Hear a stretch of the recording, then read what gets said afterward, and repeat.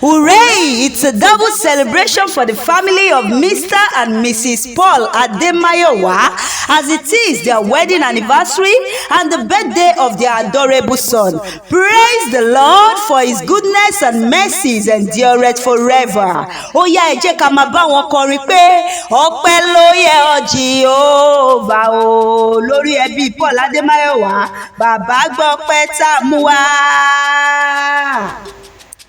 Ọpẹ́ ló yẹ ọ́ Jehovah o, gbọ́pẹ́ wá tá wá mú wá.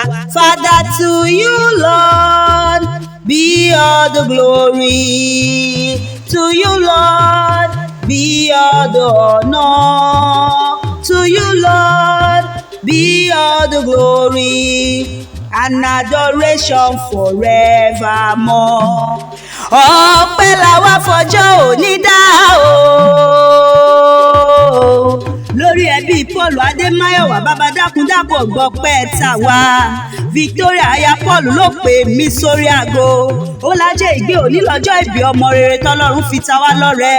Oníkan náà láyẹyẹ ọjọ́ ńlá tí Paul gbé mi láya wọnú àgbàlá Ademayowa nílùú Ìsánlú Ìsìn. Mr. and Mrs. Paul Ademayowa, ẹ kú oríire, ẹ kú àṣeyẹ. Oríire náà á túbọ̀ máa lé lọ́dún sí lágbára Ọlọ́run. Ẹ ò ní rí un gbé sọnù bí ó ṣe bí ọmọ. Ọmọ aráyé ò wá ní fọmọ ṣàdánwò fún yín lágbára dání wáyé. Àṣọdúnmọ́dún o, àṣoṣùmọṣù o, ẹ ó máa lé sí nínú ọlá, ẹ ó máa lé sí nínú owó. Ọ̀rọ̀ gbogbo tó ń pa yín lẹ́rìn ò ní pa yín lẹ́kún lágbára Ọlọ́run ọba.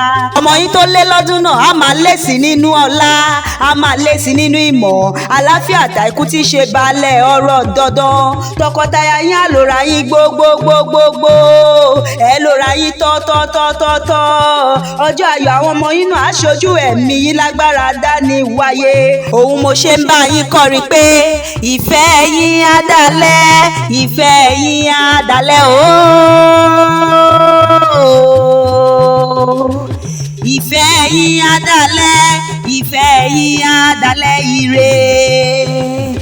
Ire látòkè wá, ìbùkún tí kì í ṣí lọ.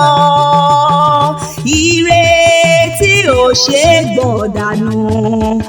Ìfẹ́ yín á dalẹ̀ ire. Victoria aya Paul Ademayowa o sì gbéra ńlẹ̀ kó jẹ́ ń bá ọ ṣeré dé gbàgede àwọn ọkọ tó fẹ́ ọ láya. Victoria ó yá jàre Ìsánlú o, ìyeye ọmọ ajógbógun jàre Ìsánlú. Ìyeye ọmọ ajógbógun, mo ní ó jàre Ìsánlú o, ìyeye ọmọ ajógbógun. Ọkọ Victoria ńlẹ̀ ọmọ wọn ní Ìsánlú Ìsìn. Mẹ́bí bàbá porí akọgun àfidà alẹ́ gàràrà. Ìsánlú ìyeye ọmọ Adéyodò, ọmọ Adéire, ọmọ apàgbà Ìsánlú. Ọmọ mo kéré mo mú péjì, òjò àárọ̀ ṣùṣù lálọ́. Bọ́ọ̀lù òjò àgbà òkè rọ̀ lásán nínú ilé bàbá rẹ̀. Tó bá pẹ̀lú àtúmọ̀ àpọ̀mọ́, apàjòjù tòun tẹ̀wọ́ ọrùn rẹ̀. Ẹ̀yin lọmọ Ajímọ́bàdé, ọmọ Òrídẹ́ pọ́dà.